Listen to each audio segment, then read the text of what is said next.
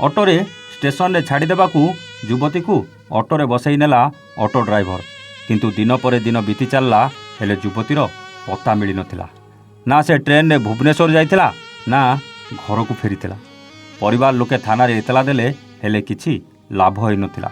ଶେଷରେ ଯୁବତୀର ମୃତଦେହ ଏକ ନାଳରୁ ମିଳିଥିଲା। ଯୁବତୀକୁ ପେଟ୍ରୋଲ ପକାଇ ନିଆଁ ଲଗାଇ ଦିଆଯାଇଥିଲା।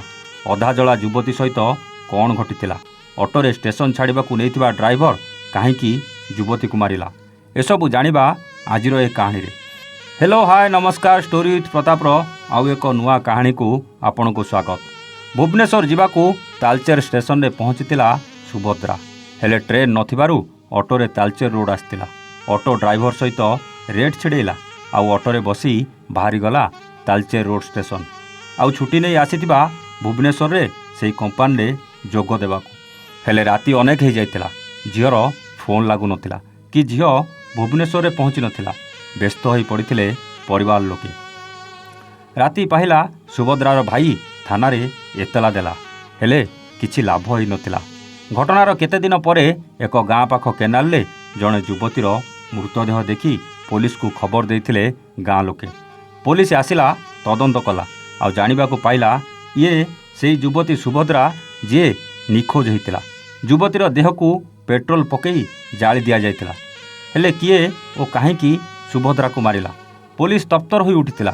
ତୁରନ୍ତ ସେ ଅଟୋ ଡ୍ରାଇଭର ପାଖରେ ପହଞ୍ଚି ଯାଇଥିଲା ପୋଲିସ। ହେଲେ ସେ ଅଟୋ ଡ୍ରାଇଭର ଫେରାର ଥିଲା।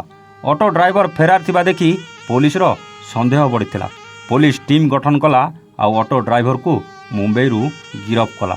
ଆଉ ଗିରଫ ହେଲା ପରେ ଯାହା ସତ ସାମ୍ନାକୁ ଆସିଥିଲା, ଶୁଣିବାକୁ ଭୟ ଲାଗୁଥିଲା। ଅଟୋରେ ଷ୍ଟେସନ ଛାଡ଼ିବାକୁ ନେଇଥିବା ଯୁବତୀକୁ ଏକୁଟିଆ ସୁନସାନ ଜାଗା ଦେଖି ଅଟୋ ଡ୍ରାଇଭର ପ୍ରଥମେ ଦୁଷ୍କର୍ମ କରିଥିଲା।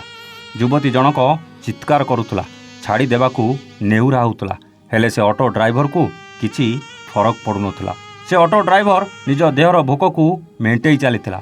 ଆଉ ସବୁ ସରିଗଲା ପରେ ଯୁବତୀ ସୁଭଦ୍ରାକୁ ମାରି ଦେଇଥିଲା। ଆଉ କେହି ଚିହ୍ନି ନ ପାରିବା ପାଇଁ ପେଟ୍ରୋଲ ପକାଇ ନିଆଁ ଲଗାଇ ଦେଇଥିଲା, ଆଉ ସେଠୁ ଫେରାର ହୋଇଯାଇଥିଲା। ସବୁଠୁ ବଡ଼ କଥା କ'ଣ ଜାଣିଛନ୍ତି? ଏହି ଅଟୋ ଡ୍ରାଇଭର ଯେତେବେଳେ ନିଜ ବାପାକୁ ଫୋନ୍ କରି ସବୁ କଥା କହିଥିଲା, ସେ ଅଟୋ ଡ୍ରାଇଭରର ବାପା, ମାମୁଁ ଆଉ ଜେଜେ ଏହି ଡ୍ରାଇଭରକୁ ଫେରାର କରିବାରେ ସହଯୋଗ କରିଥିଲେ। ସେହି ଅଟୋ ଡ୍ରାଇଭରକୁ ଗିରଫ କରିବା ପରେ ଡ୍ରାଇଭରର ବାପା, ଜେଜେ ଆଉ ମାମୁଁକୁ ବି ପୋଲିସ ଗିରଫ କରି ସିନ୍ ରିକ୍ରିଏସନ୍ କରିଥିଲା। ଆଉ ସିନ୍ ରିକ୍ରିଏସନ୍ ବେଳେ ଅଟୋ ଡ୍ରାଇଭର ସେ ଯୁବତୀ ସୁଭଦ୍ରା ସହିତ ଯାହା କରିଥିଲା, ସେ ହୃଦୟ ବିଦାର ଘଟଣା ପୋଲିସ ଆଗରେ ବଖାଣି ଚାଲିଥିଲା। ସବୁ ପରେ କିନ୍ତୁ ସୁଭଦ୍ରା ଏ ଦୁନିଆରେ ଆଉ ନଥିଲା। ହସି ଖେଳି ଯାହା ରୋଜଗାର କରୁଥିଲା, ନିଜ ଖର୍ଚ୍ଚ ସହିତ ପରିବାରକୁ ବି କିଛି ଆର୍ଥିକ ସହାୟତା କରୁଥିଲା। ନିଜ ରୋଜଗାରିଆ ଝିଅକୁ ହରେଇ ପରିବାରଟା ପୁରା ଦୁଃଖରେ ଭାଙ୍ଗି ପଡ଼ିଥିଲା। ଦର୍ଶକ ବନ୍ଧୁ, ସତ କହିଲେ ଏବେ କାହାକୁ ଭରସା କରିବେ? ଯଦି ଅଟୋ ଡ୍ରାଇଭର ତା ଗରାଖକୁ ସାଙ୍ଗରେ ନେଇ ଏମିତି କରିପାରୁଛି, ଆଉ କ'ଣ ଲୋକେ ଅଟୋ ଡ୍ରାଇଭର ଉପରେ ଭରସା କରି କେଉଁ ଅଟୋରେ ଏକୁଟିଆ ଯିବେ? ଆମେ କହୁନୁ ଏଠି ସବୁ ଅଟୋ ଡ୍ରାଇଭର ଭୁଲ ବୋଲି, ହେଲେ ଏମିତି କିଛି ଅଟୋ ଡ୍ରାଇଭରଙ୍କ ପାଇଁ ସବୁ ଅଟୋ ଡ୍ରାଇଭର ଉପରୁ ଯେମିତି ଭରସା ତୁଟି ଯାଉଛି। କ'ଣ ଠିକ୍ କହିଲି ନା? ଏମିତି ଜଣେ ନିରୀହ ଯୁବତୀ ସହ ଏହି ଅଟୋ ଡ୍ରାଇଭର ଯାହା କରିଛି, ତାକୁ କେମିତି ଦଣ୍ଡ ମିଳିବା ଦରକାର, କମେଣ୍ଟ କରି ନିଶ୍ଚିତ ଜଣାଇବେ। ଆଜି ପାଇଁ ରହୁଛୁ। ଆମେ ପୁଣି ଆସିବୁ ଆଉ ଏକ ନୂଆ କାହାଣୀ ସହିତ ଷ୍ଟୋରି ୱିଥ୍ ପ୍ରତାପରେ।